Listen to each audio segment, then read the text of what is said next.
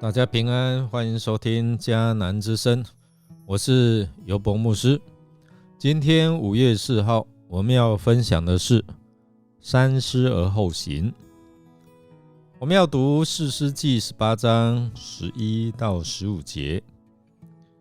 我们来读今天的金句：你如果愚蠢到狂傲的地步，或是心怀诡计，就得反省。箴言30章32节。春秋时，鲁国大夫孙行父即文子，他为人谨慎，凡事都要多次考虑后才决定做不做，或者是该怎么做，也就是他主张三思而行。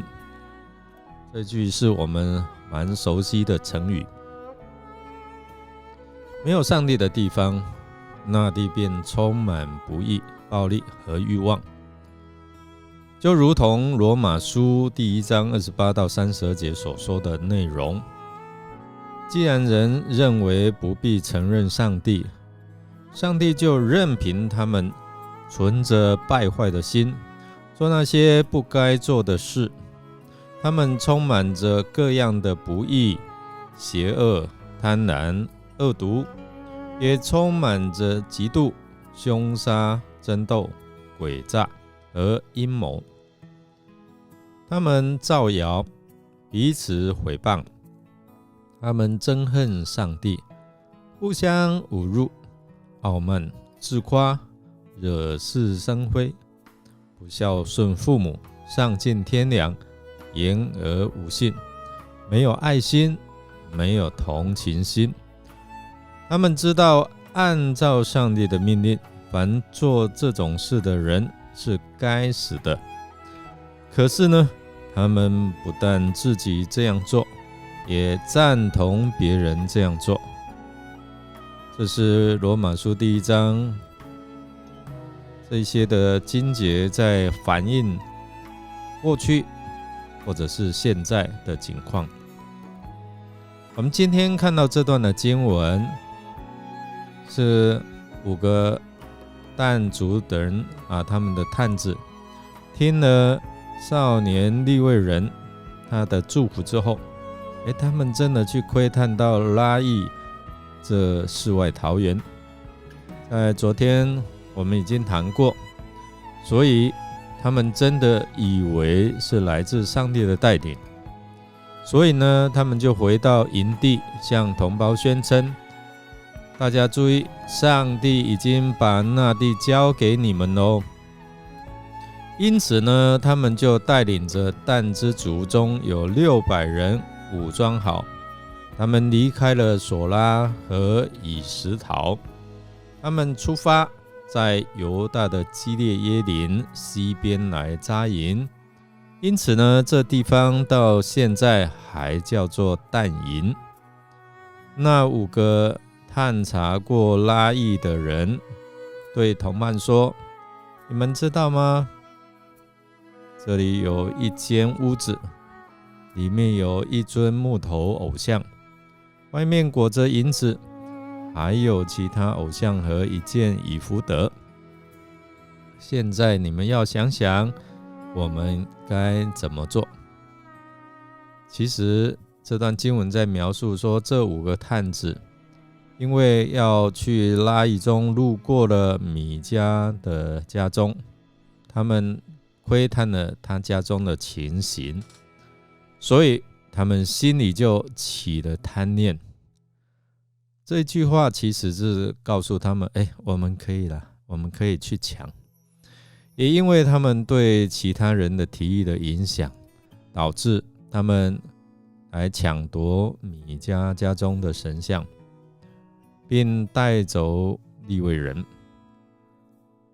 这种无法无天的行为，正好为那时以色列中没有王，个人任意而行下了最佳的注脚。但族人的行为如同强盗，他们劫夺了自己的弟兄，同是以色列人呢，行为真的非常的可耻。他们夺取的虽然是宗教圣物，他们以为得到这一些便可以得到耶和华上帝的赐福，真是迷信误人，也更加亵渎了上帝的圣名。因为他们没有三思而后行，因为他们所做的行为也导致他们以后在拉邑城定居之后，设立偶像来敬拜，行耶和华眼中看为恶的事，不喜悦的事。这些事都在提醒我们，当我们在做敬拜的事情的时候，是不是讨神喜悦，或者是只是满足我们心中的喜悦呢？让我们来默想。但人在前往拉邑途中起了带走米迦的祭司及抢夺他的神像而以福得的念头，并要大家想一想该怎么做，好像在引诱他们，我们一起做。